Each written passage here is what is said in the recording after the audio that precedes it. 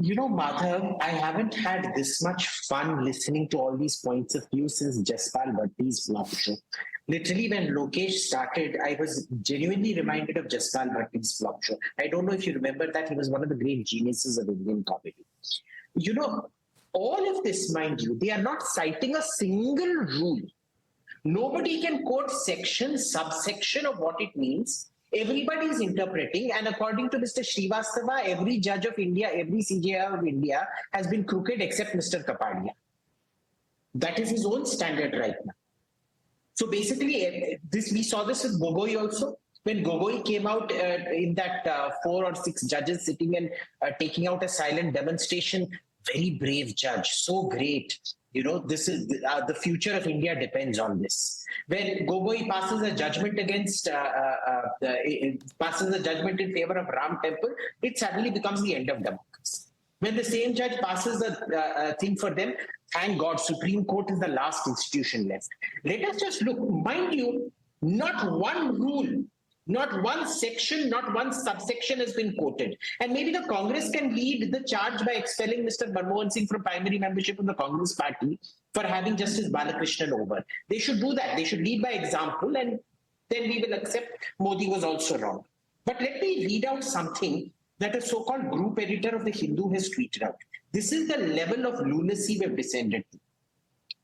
10 questions CJI of India Chandrachud should answer.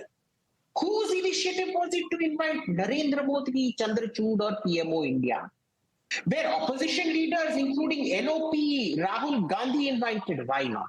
Now he wants Rahul Gandhi to be invited while contradicting his very first own question. Was Draupadi Murmu invited? If no, who decided against it? Jab first question hai, arm's length maintain karo. Second and third question, why was Rahul Gandhi also not invited? Why was Draupadi Murmu not invited?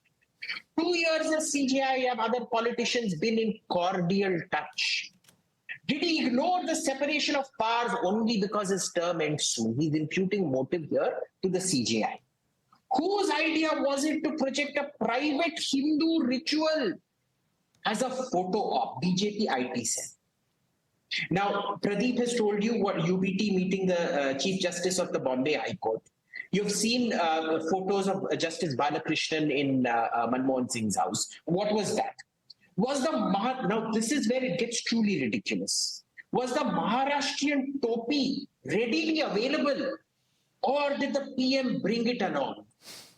Was he unaware of the implications with Maharashtra elections due soon? This is the group editor of the Hindu, Mr. Krishna Prasad. Right. This is the kind of joke the group has reduced itself to. Can non-Hindu, this is where it gets dangerous. Okay. Can non-Hindu litigants really expect objective justice after this visible blow? All right. Can you believe this kind of nonsense? Look, even Lokesh is smiling. All right. I wish we could have patched Mr. Prasad on the phone to respond to you, but then for the moment we'll have to do with Lokesh Jindal. Lokesh Jindal. Let me answer. Now, if you want to enjoy a better comedy, you should look at yourself again and replay it time and again. Because what you are doing over here is you are justifying something which is unjustifiable. At any point of time, no, listen to me. When judiciary, he's guilty of this as well. When judiciary acts in this particular manner, it sends out a wrong signal. And when you're talking about subsections as well as all other forms of rules and laws, so let me tell you, the entire essence of polity is driven by ethical code of conduct. And within this ethical code of conduct, it's very important for any person who is an office bearer to uphold the dignity and sanctity of that office that he is holding. See, now you can see how you are laughing. Congress leader is Manmohan Singh had no dignity. And Sandeep Balakrishnan had no, and Mr. CJI Balakrishnan had no dignity. Headlines. Congress spokesman says Manmohan Singh had no dignity. You cannot grow hair on your head by getting excited. You have to understand that whenever any office bearer, he takes the oath of the Constitution. He is bound by the ethos of the Constitution and act accordingly. Prime Minister was not invited at a public... but Lokesh, I think it's a fair question to ask why the same yardstick does not apply. If it applies for Ganesh festival, it applies for Iftar, which comes back to the same question. First of all, when I talk about the invitation, it was at his residence, whereby only one person was invited. He had not invited the entire. How do you know that? Leader of opposition. How do you know that? The entire executive legislature. That's what was marketed. Being invited. So what was marketed in the social media was that only Prime Minister was invited. We did not have the entire ministry, entire legislature invited to his residence as a public event. It ended up into a very private ceremony which was marketed with a political motive. So Madhav, let us be very clear. We cannot ignore certain important aspects which were projected in this event. Absolutely. Pradeep, respond to that. Respond to that. There's a huge difference between what happened as far as Manmohan Singh regime is concerned and this is concerned, because there was a particular projection of this and it was put out on social media deliberately to send out a message. That's a charge coming in from him. Please respond to him.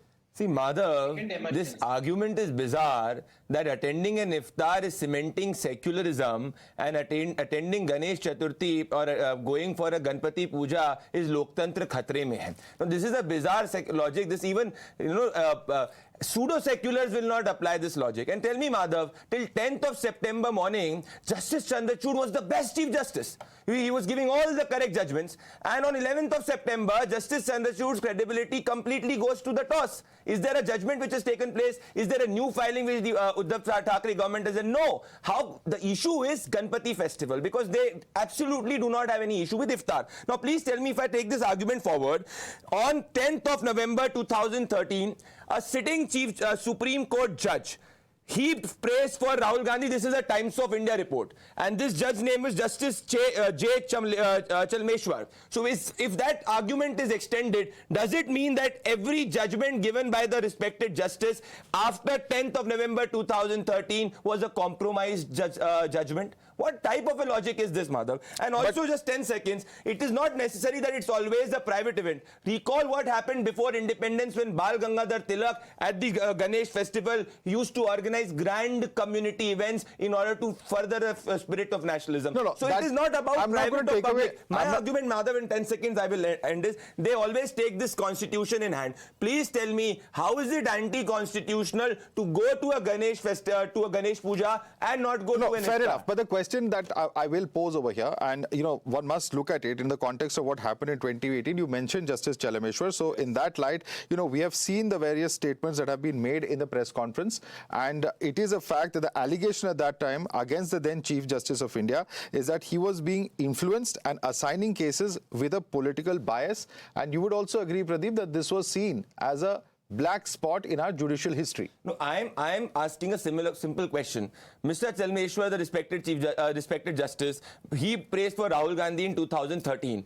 Does it mean that every judgment after 2013 that he passed was in favor of Mr. Rahul Gandhi, and every judgment that he used to pass, he used to call Mr. Rahul Gandhi and take advice from Mr. Rahul Gandhi for that? What type of a logic is this, Madhav? On 10th of September, Justice Chandrachud is fine. On 11th of September, he is wrong. I'll tell you what is compromised judiciary. There was a Justice Fatima Begi. Congress party was at power. Mr. Nehru was there. A sitting Supreme Court judge was appointed as governor of Odisha. That is compromised judiciary. What is compromised judiciary? When basic structure doctrine is passed by the Supreme Court, Indira Gandhi government goes ahead and passes and tries its all in order to ensure that the basic structure doctrine is gone for the toss. They bring the 42nd amendment in order to ensure that the basic structure of the constitution is not protected. I'll tell you what is compromised judiciary: when the senior most judge is not appointed as a chief justice and another favorite judge is appointed by Indira Gandhi as a chief justice. So we can go on and on. Please tell me, if attending iftar is secularism, how attending Ganesh festival is wrong? Let me bring in